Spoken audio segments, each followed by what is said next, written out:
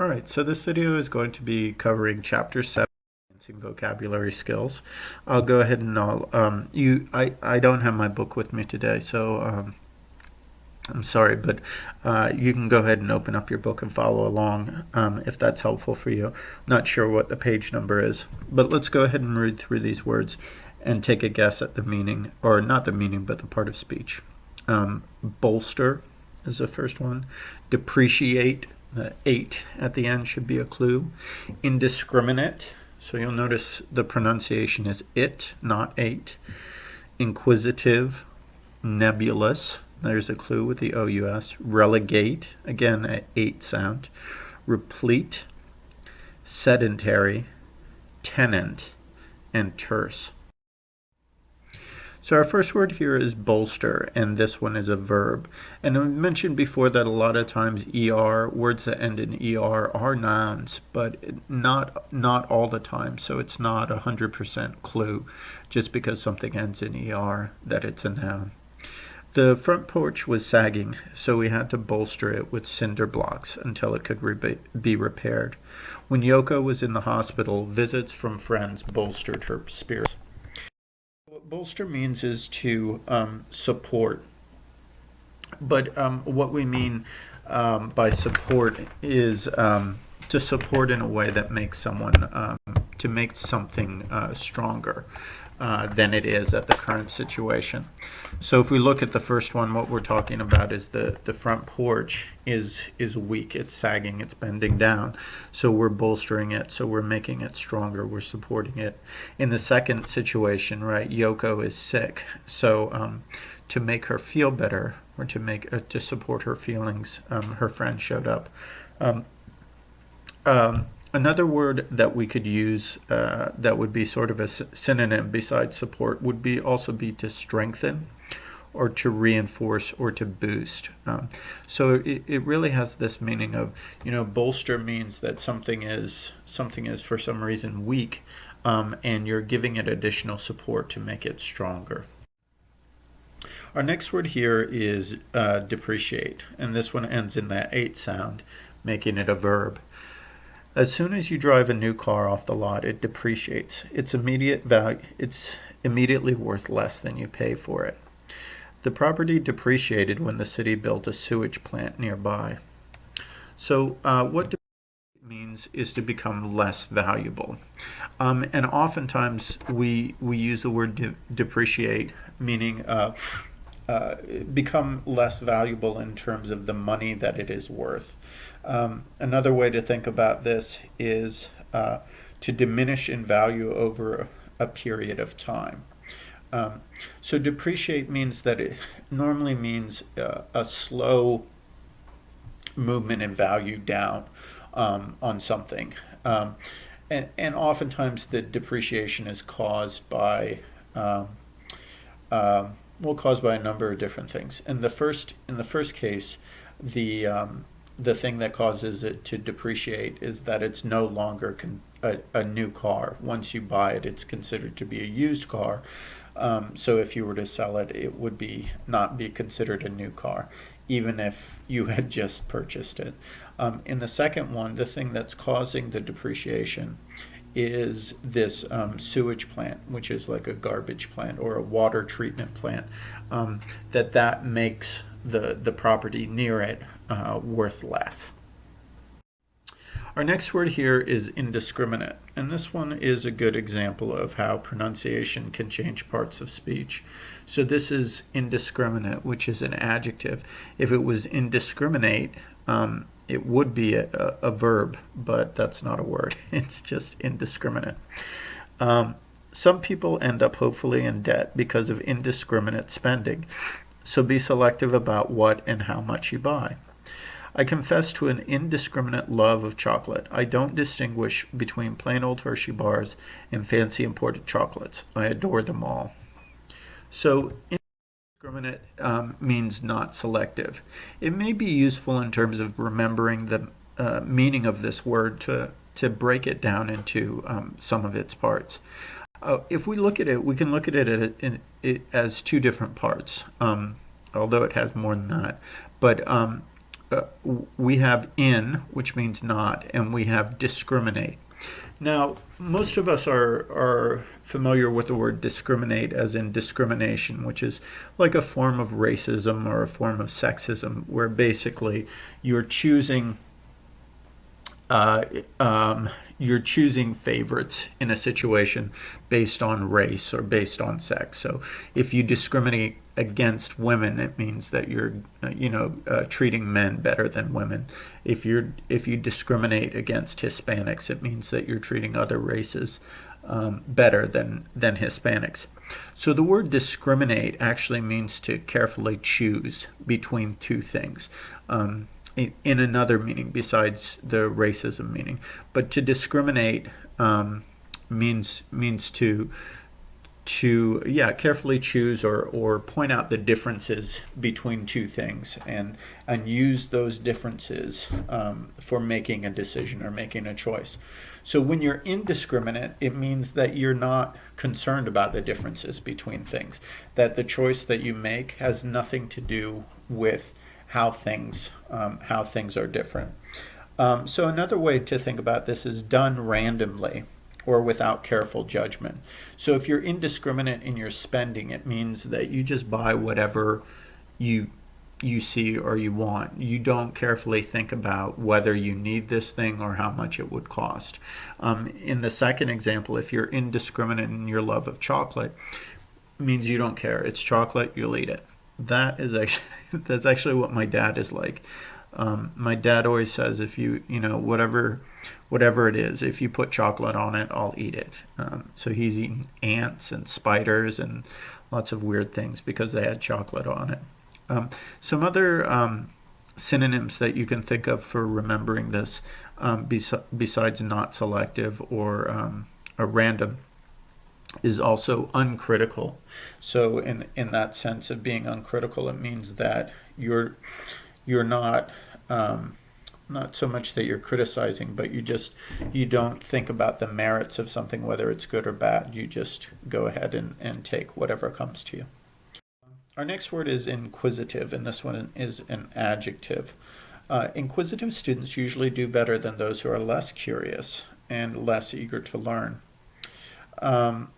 The small children are naturally inquisitive. They wonder about the world around them and are constantly asking, why? Inquisitive means questioning. Inquisitive, there may be some words inside of inquisitive that will help you remember it. There's the word inquiry. Which would be the noun form of this. And an inquiry basically is a question. You may also, if you're in computers, you may know the word query. A query is like sometimes when you're running a search, you run a query, meaning that you're looking for some specific information. So it's interesting, the in this one doesn't mean not. I'm actually not sure what it means. It's another prefix, but it certainly doesn't mean not. But in this sense, it means someone who's inquisitive is someone who wants to know the reasons for something, is curious about why things happen, and is likely to ask questions about it. Some of you guys have small children, and you've mentioned in class that your children are very inquisitive, meaning that you'll tell them something or another, and they don't just accept it. They're always asking, well, why? Well, why? Well, why? One person was asking me whether inquisitive is a negative thing, meaning, if someone's inquisitive, is that a bad thing? And it's not necessarily. Inquisitive is sort of a neutral word that just means someone who is inquisitive is someone who's questioning. So it could be there are times when being inquisitive is bad, but but in and of itself, the word itself doesn't mean anything bad. I would say, if anything, this word, if we were to say it's got a negative or a positive connotation, I would say it has more of a positive connotation than a negative one. Our next word here is nebulous, and this one's an adjective. This one is ends with the OUS, which we've had a lot of adjectives like this before. When I ask Leonard what he wants for his birthday, he never gives me any specific ideas. He just gives a nebulous answer like, oh, something I can use. A good essay cannot be nebulous, the English instructor explained. It must contain sharp, precise details. So what nebulous means is unclear. Now, we've had a couple of words that are sort of in the same vein. We've had the word, I can't remember them all, but I do remember the word ambiguous. And we said that ambiguous means that something is unclear because the meaning of it could be two or more possible things. Now, nebulous is not unclear in that way. Nebulous is more unclear in the sense of that it, I don't want to just say that it doesn't have any clarity, but it's unclear. It's not unclear because there's two possible meanings, which is what ambiguous means. It's unclear just because it's not specific enough. The word nebulous, you may have heard of a cloud, I think it's a cloud nebula, I'm not sure exactly, but in terms of astronomy, they talk about nebulas. And what nebulas are, I believe the Milky Way is one of them. But nebulas are like clusters of stars. And because the stars are so close together, the light from the stars forms sort of a milky haze among the stars, making it harder to see individual stars. So when we think of something as nebulous, you can think of it like as though it's covered with a cloud. So the reason that it's unclear is because you can't clearly see the parts of something. But generally, I would say that this word nebulous is more to do with more to do with concepts or ideas than with physical things. Like I guess you could say that a cloud is nebulous, but oftentimes the place that you're going to hear this is when we're talking about people's ideas or concepts. They're nebulous, meaning that it's not very clear what the point is or what someone's trying to say. Our next word here is relegate, and this one ends in that 8 sound again, making it a verb. At family gatherings, we kids were always relegated to the kitchen table while the adults ate in the the dining room. When we have overnight guests, my parents give them my room and relegate me to a cot in the attic. So relegate means to send, but if we just use it in that way, if we only memorize the word send, we're going to have problems here. Because, I wouldn't say, they could say, I could say I sent my son to the grocery store to buy something, but I wouldn't say that I relegated my son to the grocery store to buy something, because to relegate means to send to a lower position, to put someone from a higher position into a lower or less favorable position. So if we look in the first example, it's saying the kids are relegated to the kitchen table. So the kitchen table is not as nice as the dining room table. It's not the best place to sit. In the second example, the speaker was relegated to a cot, which is, not a comfortable bed, up in the attic, which is not a comfortable room. Another way to think of this is to dismiss someone to an inferior rank or position. A synonym you could have would be downgrade or lower. So again, send is not always the best one. For those of you guys who are football, not American football, but whatever, world football fans, relegate should be a word that's familiar to you. So in most European and I assume South American soccer or whatever football divisions, there's a higher league and there's a lower league, and one of the things that happens with these leagues is that at the end of the season, the teams that are at the bottom of the league are relegated. So they're sent down to the lower league, and the best teams from the lower league are promoted up to the higher league. So again, you can see that in this way, relegate does mean to send, but it means to send to a lower position. Our next word here is replete, and this one is an adjective. The show was replete with dazzling effects, including gorgeous scenery, glittering costumes, dramatic lighting, and thrilling music. The Book of Household Hints got an excellent review. It's replete with good advice, every critic wrote. Every homeowner should purchase a copy. So means is filled, and if we notice in both of these cases, we see replete is followed by with. So when we say replete, we have to say what something is filled with. A better word than filled might be well supplied with something. So we can say the bucket was filled with water, but we wouldn't really say the bucket was replete with, because it doesn't have the connotation of something that is, an abundance of something, a lot of something that is needed.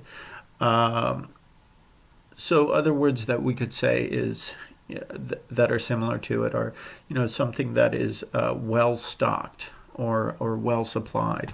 So if we look at the picture there, the table's replete with food, meaning that it's got a lot of food. It's got enough food that you're not going to run out. If something is replete with it, it's well supplied. All right, moving along. So our next one is sedentary, and this one is an adjective. People in sedentary occupations such as bus drivers and writers need to make a special effort to exercise. My older sister's lifestyle is so sedentary that the longest walk she ever takes is from her living room couch to the front seat of her car. So sedentary means involves much sitting. I know it doesn't really sound like this, but one of the ways that you could use for remembering this word is thinking of it as sedentary, instead of sedentary, and that will give you the clue that sedentary means a lot of sitting, sitting down. So sedentary can be negative or not so much positive. It can be neutral or it can be negative. So, a sedentary lifestyle is generally not very good because it means that you're not getting up very much. So, a sedentary occupation, like in the first one, the first example has the problem there of sedentary occupation has the problem there that people are not getting up and walking around. So when we use sedentary to describe a person, it means that person tends to spend too much time seating and is an inactive person. If we use it to describe work or a way of life, it means that it's characterized by a lot of sitting and little physical activity. If we use it to describe a position, a sedentary position, it means that the person is sitting or seated most of the time. Our next word here is tenet, and this one is a noun. One of the basic tenets of democracy is freedom of speech. This world might be a paradise if everyone lived by such tenets as never cause suffering. Is a principle, but really it's a principle or a belief, and it tends to be associated with principles or beliefs of religions or philosophy. A tenet is part of or in this case, democracy is not really a philosophy, but I guess a political ideology as well. So basically, a tenet is one part. One central part or one principle of a group of ideas. So here's an idea for remembering it. One of the original codes of laws that that certainly has affected American law and other laws as well, is the idea of the Ten Commandments. And if you're not familiar with that, the Ten Commandments in Judaism and Christianity and Islam were supposedly revealed to Jesus. To Moses by God, and they included a number of rules that people were supposed to live by. So I can't say that I know them all, but some of them is like, thou shalt not kill, and thou shalt not covet thy neighbor's wife, or something like that. I don't know all of them exactly. But basically, it's 10 tenets for how people should live.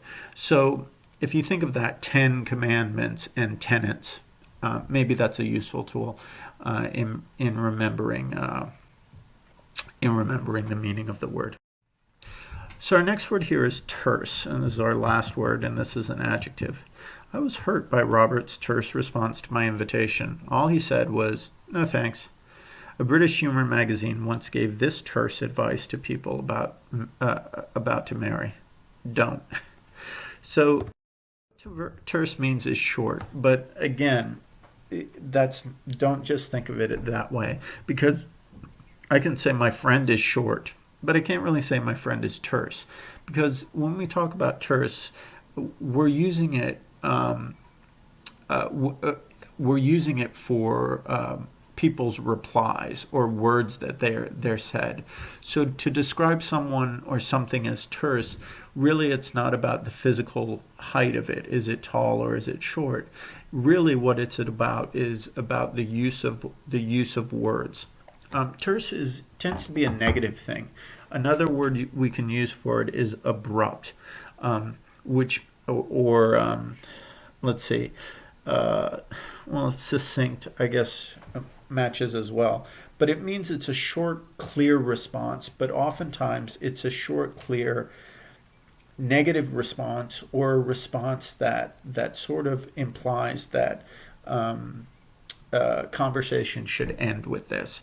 So it's not a clear response that opens up to more discussion. It's a short response that really sort of ends discussion. So it's not so much of a positive term. Okay. All right. So that brings us to the end. So go ahead and finish up whatever online and in class or written exercises that you need to do for this, and bring any questions that you have to class. All right. Take care. Bye.